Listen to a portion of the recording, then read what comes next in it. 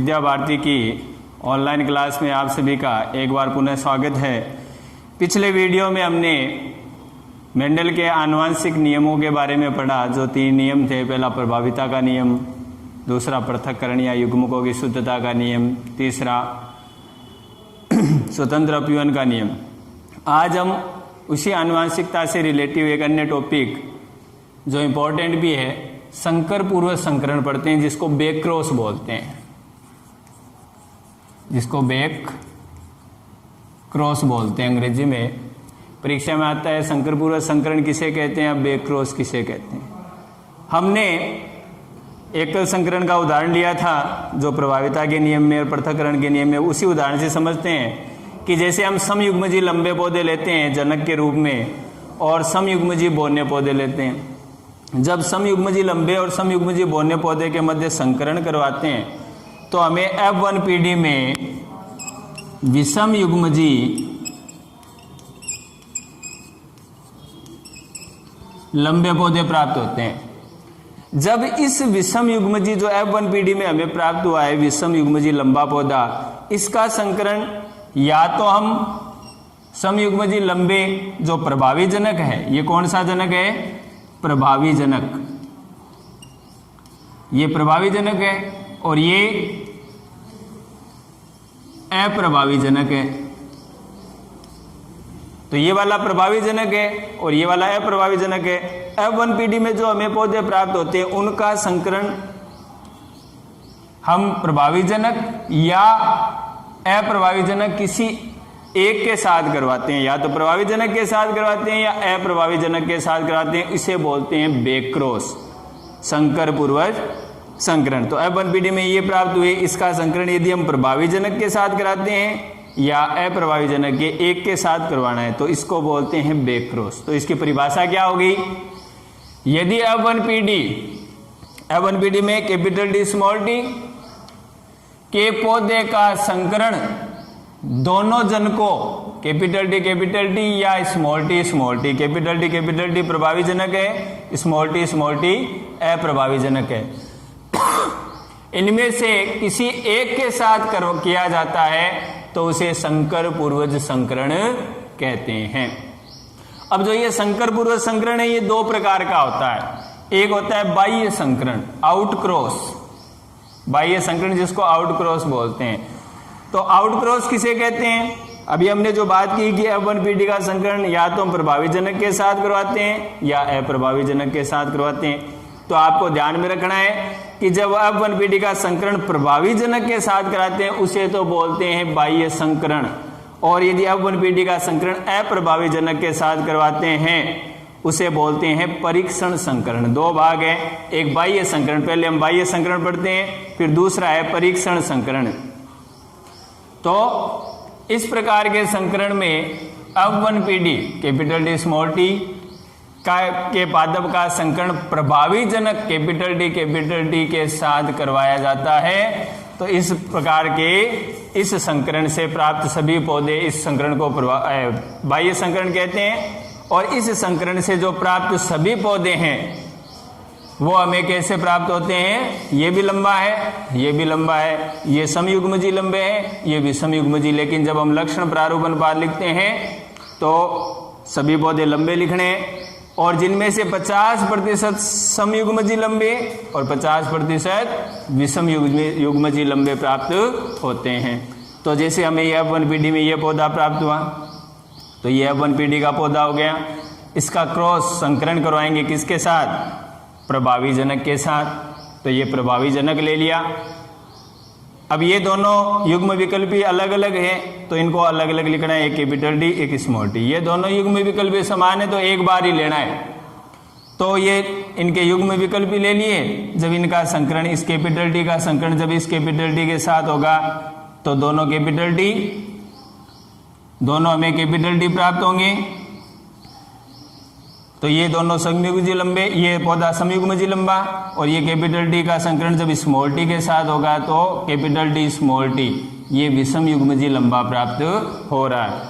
तो जब हम इनके लक्षण प्रारूप अनुपात लिखेंगे तो लक्षण प्रारूप अनुपात में केवल ये लिखना होता है कि लंबे हैं या बोने हैं। तो ये समयुग्मजी लंबा है और ये भी समयुग्मजी लंबा है, लेकिन है दोनों ही कैसे लंबे, इसलिए इनका लक्षण प्रारूप अनुपात क्या लिखना है कि बाह्य संकरण में 100% सभी पौधे लंबे प्राप्त होते हैं। और जीन प्रारूप अनुपात क्या लिखेंगे, ये एक पौधा हमें कैसा प्राप्त हुआ समयुग्मजी लंबा और एक पौधा कैसा प्राप्त हुआ विषमयुग्मजी लंबा। तो समयुग्मजी लंबे 50% और विषमयुग्मजी लंबे 50%। अनुपात लिखेंगे तो 1:1। तो ये तो हो गया बाह्य संकरण। अब हम पढ़ते हैं परीक्षण संकरण। परीक्षण संकरण, परीक्षण हमने पढ़े थे संकर पूर्व संकरण जिसके दो भाग। पहला हमने पढ़ा बाह्य संकरण, दूसरा परीक्षण संकरण जिसे टेस्ट क्रॉस कहते हैं। अब टेस्ट क्रॉस क्या होता है, हमने बाह्य संकरण में पढ़ा कि F1PD में जो पादप प्राप्त होते हैं उनका जब प्रभावी जनक से कराते हैं उसे बोलते हैं बाह्य संकरण। और परीक्षण संकरण में जब F1PD capital T small T जो हमें प्राप्त होता है उसका संकरण अप्रभावी जनक जो स्मॉल टी है अप्रभावी जनक के साथ करवाते हैं तो उसे हम परीक्षण संकरण कहते हैं। तो हमने जैसे F1PD में कैपिटल टी स्मॉल टी पादप है उसके युग्म विकल्पी कैपिटल टी और स्मॉल टी, ये अप्रभावी जनक के साथ इसका संकरण कराएंगे तो स्मॉल टी को एक बार लेना है, दो बार नहीं लेना। तो जब इनका संकरण कराएंगे तो कैपिटल टी और स्मॉल टी मिलकर विषम युग्मजी लंबे पौधे प्राप्त होंगे और स्मॉल टी मिलकर समयुग्मजी बौने पौधे प्राप्त होंगे।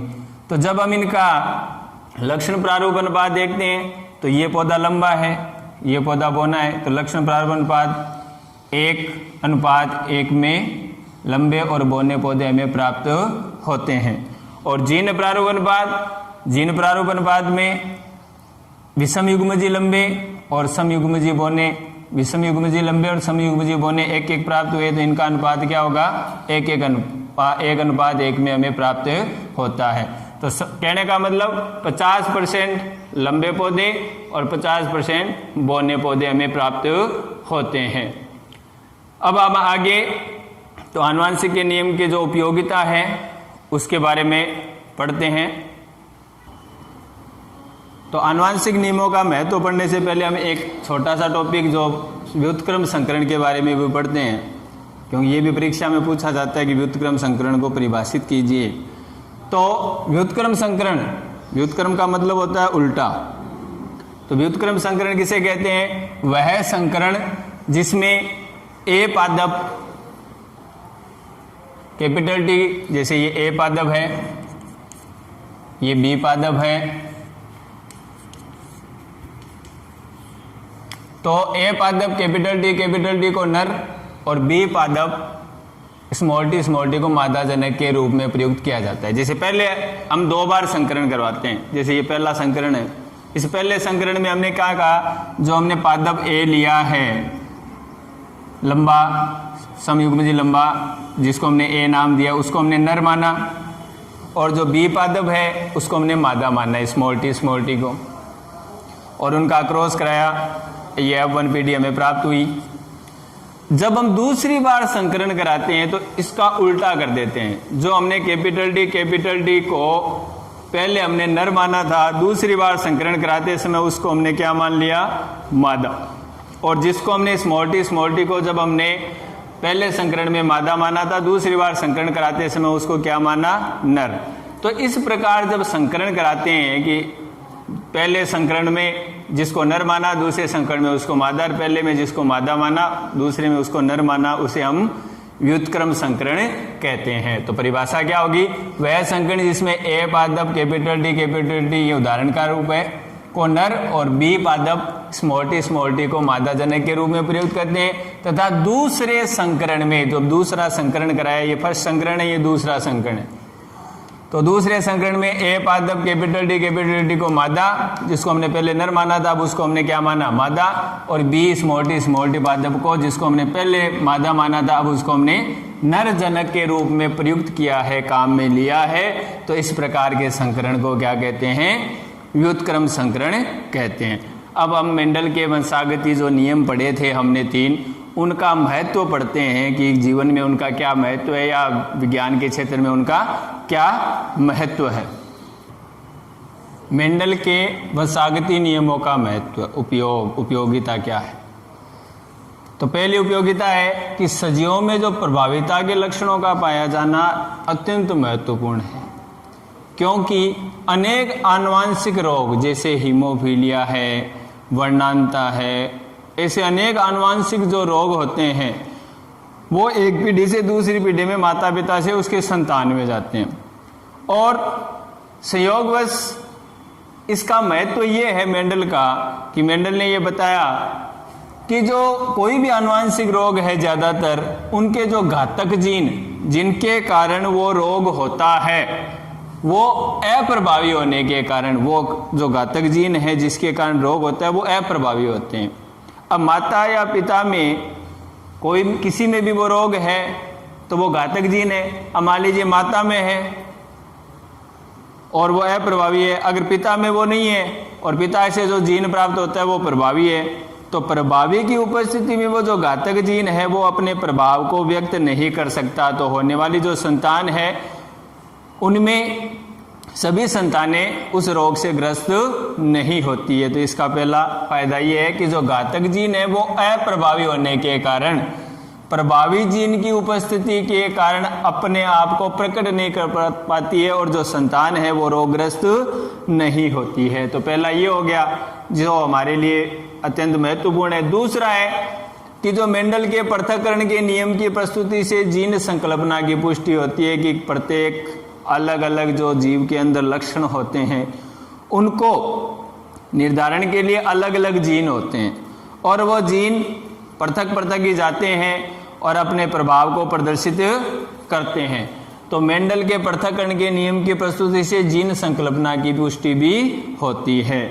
और जीन हमें आपने पढ़ा है पीछे, डीएनए के आनुवांशिक खंड को जीन कहते हैं या डीएनए के क्रियात्मक खंड को जीन कहते हैं।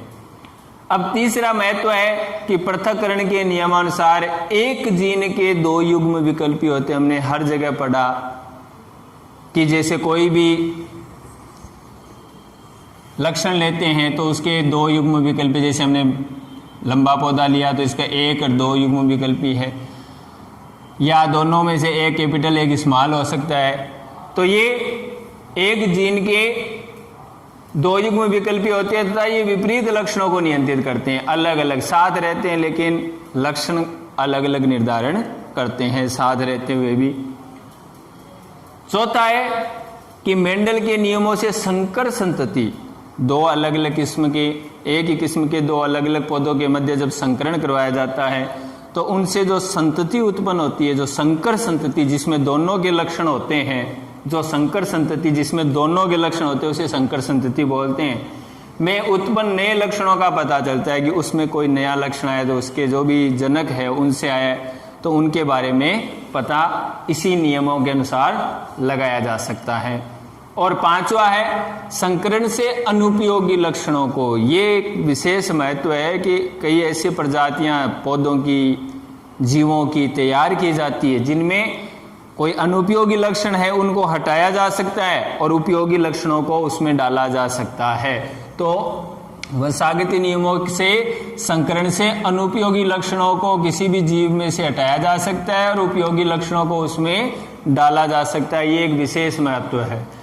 और फसली पौधों की जब बात करते हैं तो मेंडल के नियमों का उपयोग से अधिक रोग प्रतिरोधक व उत्पादन क्षमता वाली फसलों की पौधे की किस्में विकसित की जा सकती है। जैसे दो पौधे हैं, एक ही किस्म के दो पौधे हैं, एक में रोग प्रतिरोधक क्षमता ज़्यादा है और दूसरे में उत्पादन क्षमता ज़्यादा है, तो दोनों के मध्य संकरण करा के उन दोनों से एक ऐसा संतति पौधा तैयार किया जा सकता है जिसमें रोग प्रतिरोधक क्षमता भी होगी और उत्पादन क्षमता भी होगी।